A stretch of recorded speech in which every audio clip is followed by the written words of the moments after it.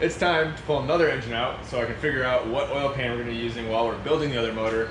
And at the same time, I'm going to try to see if I can figure out what went wrong with cylinder 5 to cause it to have no compression. So whether it's a valve or whatever, but we're going to have to start getting into pulling this bad boy out. I'm going to try to pull engine transfer case all in one to start and see how that goes. But we'll see how my engine lift actually likes that, and we'll start getting after it.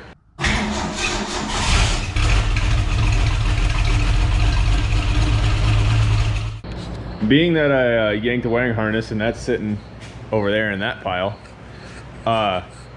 wiring's all done, minus I gotta pull the starter, and that's about it. So this side should be good. Exhaust here, starter, engine mount there, rad and stuff out, engine mount, fuel, which I'm still probably have a full tank, so that's probably gonna want to gravity bleed out, so that'll be nice.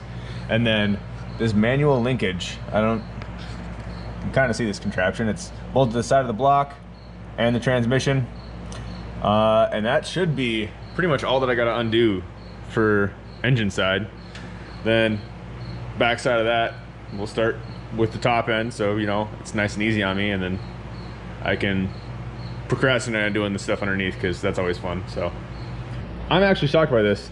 I actually have a working petcock for the first time ever, so the radiator is already almost fully drained, so this is new to me, I guess. So we'll pump the hoses, hopefully not spill too much of what's left, but this is off to a scary start. So yeah, I'm gonna be crossing my fingers the rest of this time. All right, first thing to come out actually is gonna be this rad.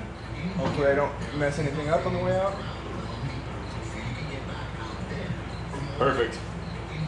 All right, dump it out, and we should be good to go on whatever I feel like doing next. Got the ground off.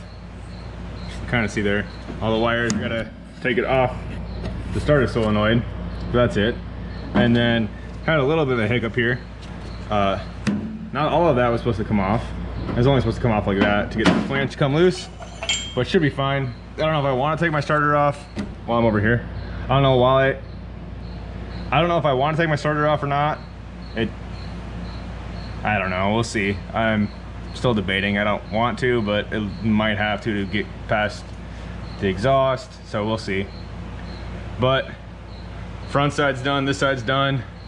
Besides that and this one little tiny bolt here, this side we'll start getting to next with the bracketry, fuel line. Hopefully there's not a whole lot left in this tank.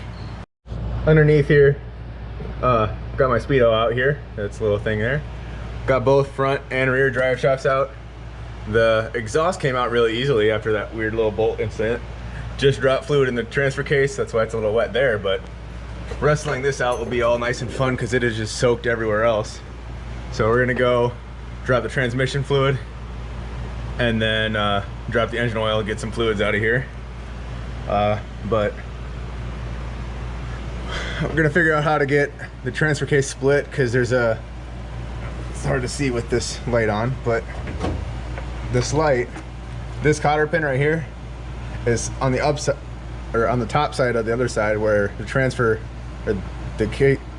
case linkage is all sitting. So I can't think of a way to get that out without having the transfer case off. So I gotta wrestle that 150-pound thing, which will also, I guess, make it easier on coming out, but not exactly ideal, but we'll see how it goes.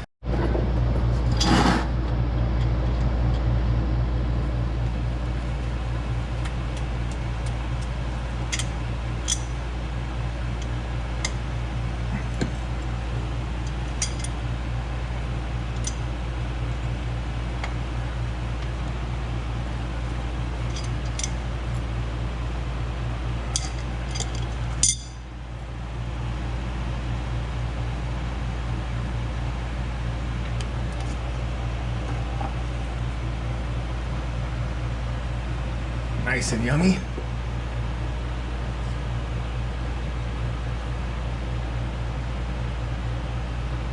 That still looks halfway clear for sitting forever.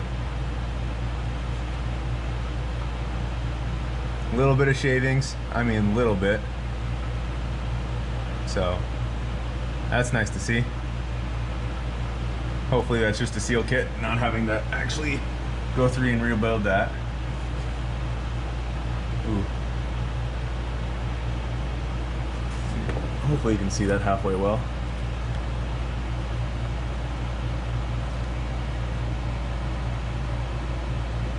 A little bit of grime, but not too bad.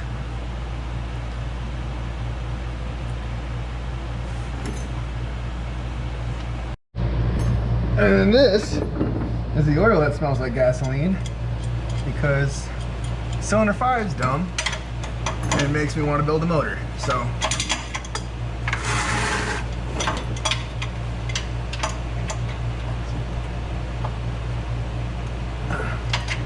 I probably should get the actual right tool for this, but nah.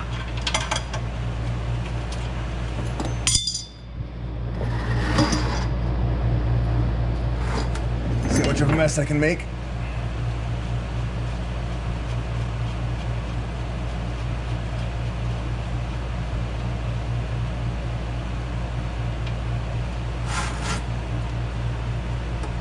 That's really dark for having nothing but very little run time on it, so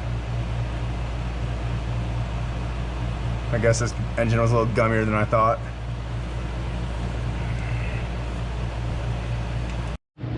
Well, I got the transmission and the transfer case shift knobs out. There's a bolt here that I had to get that helped with that out. That was connecting the transmission to the transfer case on some bracketry. And then there's also bolts down in here for the transfer case that I couldn't get to otherwise. There's the one that's stuck onto there. I just can't get it out without putting it back in. And then there's another one down below. Here. Down below there. You can kind of see it as like almost white that I have to get for the transfer case. And then you can see the cotter pin that I was talking about that I don't think I can get otherwise. I can try to get it now, but we'll see. Yeah, it's gonna be difficult if I can. So when you're buying, if you're just starting to buy stuff, man, I recommend swivel head wrenches. They're so nice. Just keep that in mind. All right, so I switched back to my other plan. I'm not taking the transfer case and transmission off. I got that one cotter pin out from in here. So we've just started sinking this down. The transmission cross members out, and we got the weight supported by this. So she should come, and this is about the time we start testing the tensile strength of stuff. So took a few more things off the top, but should be good to go now. So well, we definitely have clearance there. I don't think we should have done it. We'll push it back a little bit. back.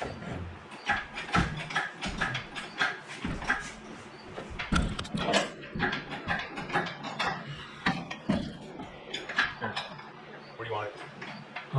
So I gotta keep going up to get this pulley clear. So we're good down there. I'm looking okay. Looks like if we just get this clear, pull ahead a little bit. The first few inches out of the engine bay, and then crank it some more. And it is tipping. Oh. Hang on a second, I'm gonna have to pull down a little bit on the rear. Careful because What? it's getting tippy. Okay.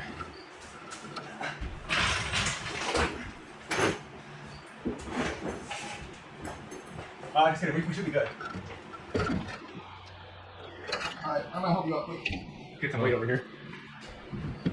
Okay. Any more on Paul?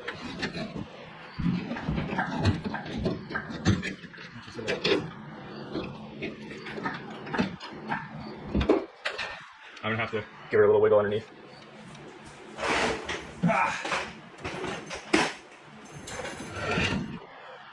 Alright, I'm not moving, don't stand it. Because I found it here, so. Did it just move? Okay, if I move, it's gonna go wrong way. Hang on a second. We're good. Clear enough. Yeah. We're off. Can you back up a little bit? Alright, stop. Transfer case. Arm wasn't it? Hang on. We're out of fluid. Where's Yeah. Can you crank that off? Get the out there. Oh.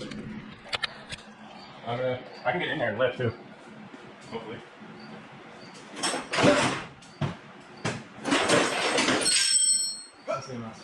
Did I? All right. Oh, that's 10, that's mine. I know. I'm working on it. Ah! Hang on. I'm gonna pause. Ready? Ah! All right, pause. Okay. How do you want to do this? Well, we'll get it cleared, and you're gonna get down because I'm not stay here for counterbalance. Okay. So it doesn't take knows that. All right, we're clear. Okay, get over here. Get her down. You'll have to just get off instead. That should help a little bit. Is it still right? Yeah, a little bit. Flip around backwards. Okay, you ready? Don't slow it here. Oh. Get over here. Back up. Should be okay for a second. Get back down to the safe area. Oh, we should be All right. balancing. So let's roll that way. There she is. She's up. So much more room for activities now. No, 3 on 2 ways left, right? I think it's about the same actually. It's got a little weight balance in the back of this thing. What's that? A little more weight balance in the back. So I think we're over 500 pounds. Because this is what that means is half ton, or no, sorry, 1,000 pounds. We're getting close to it. If No, not, we're maxed out. If I wanted to sit on the back, it would have been close down. Especially the height of the gut.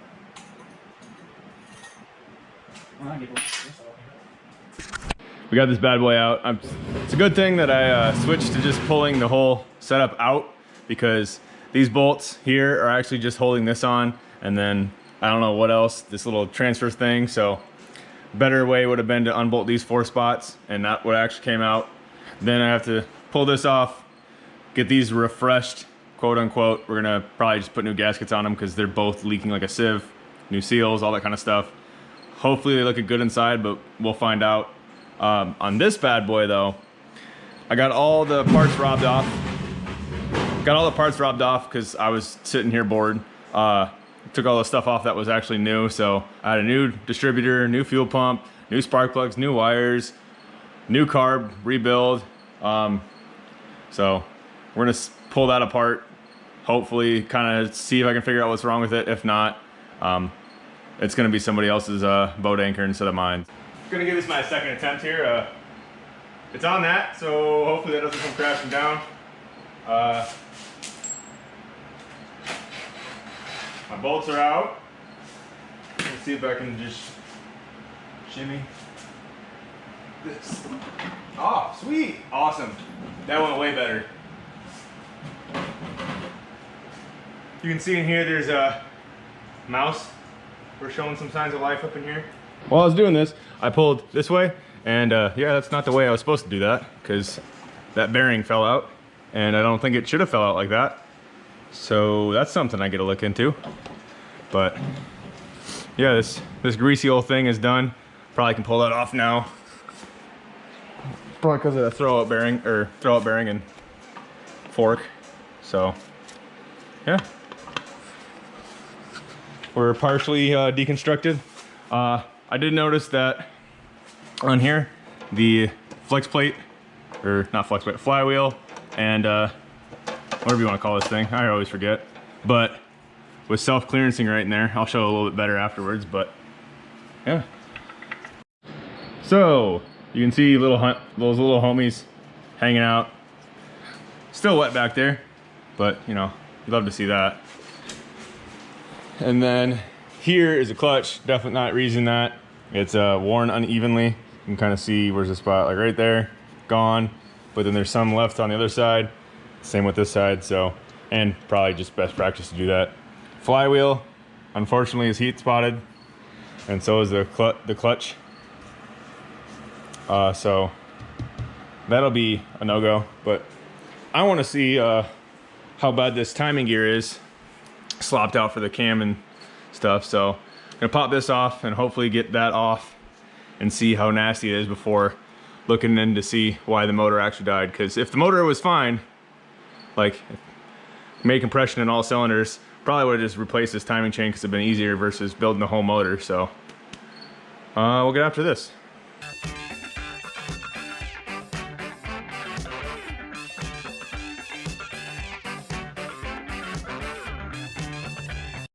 So you got a little time left of that being off. Helps to use the right bolts on the first try, but you know, we'll skip that. But that would explain a few degrees. I know, here it is, that it had like a little guide plate, like the newer cars do, but I don't know if that's gonna take up all that slack. So, yeah, that's probably not very good. You can already feel it like being able to go side to side too, right there, a little bit. So, yeah, that would have been replaced if we were trying to go. And then I also noticed, you can kind of see some nasty little boogers over there. This whole pan had been, let's see if I can get a better light for you. This whole pan had been welded. Like this section right here, welded, all the way across, welded. I didn't know that until just now. So yeah, I guess they definitely made this thing work when it was not designed to work with this. So yeah, gonna see now what's going on up here maybe. I don't know if I can take these off easily, because I don't really want to bust a whole bunch of studs, because hopefully this is somebody else's future block that they want to care about. But we'll see how this goes. Yeah. I actually learned something about this motor today. So I got the exhaust header off, pulled the valve cover off. You can't take the intake off because that's like one piece with the head. So yeah, I guess I see a little less than that, but set up the leak down test again, which I did a while ago when I was trying to figure out what was going on. We'll crank it all the way up so you can kind of hear it hiss. So 5 was dead, 5 is closed. You can kind of see that here. You can see me spin both push rods, but you can hear this, hopefully.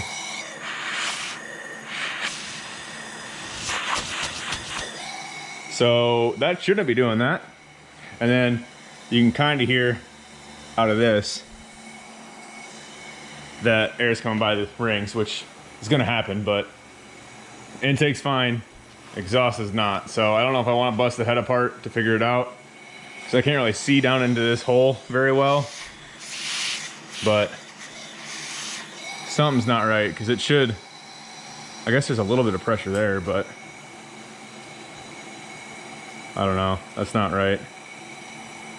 I guess none of the exhaust is able to move like the intakes are, but yeah.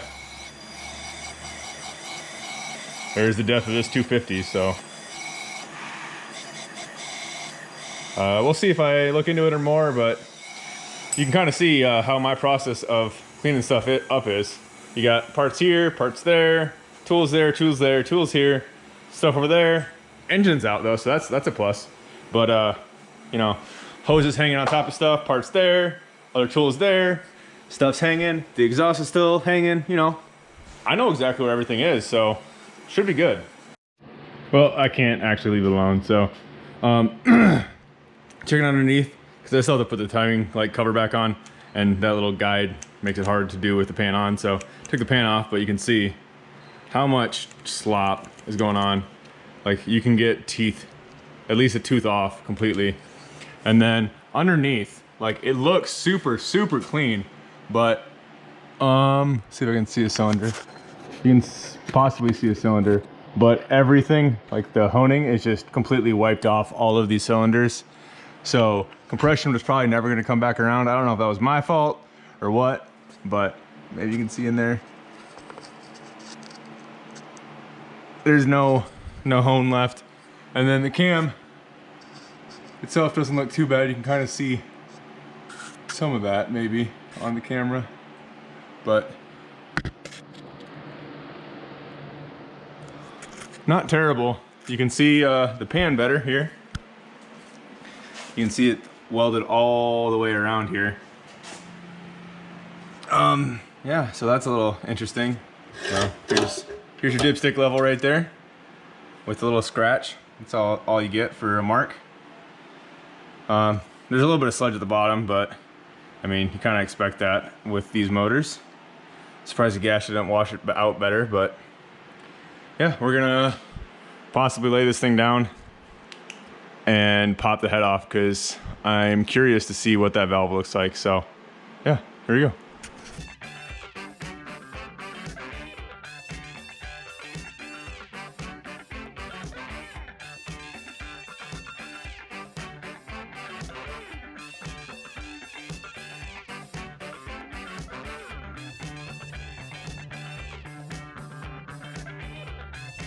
Well, she's off, and you can see there's like 0 honing left in those cylinders. They're all perfectly shiny up and down.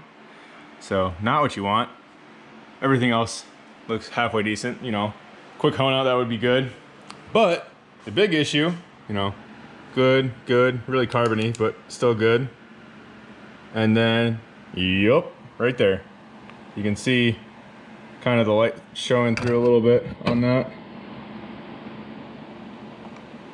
Yep, that's why we why she died. So someone can fix that, not me, because somewhere over there is a motor, right there.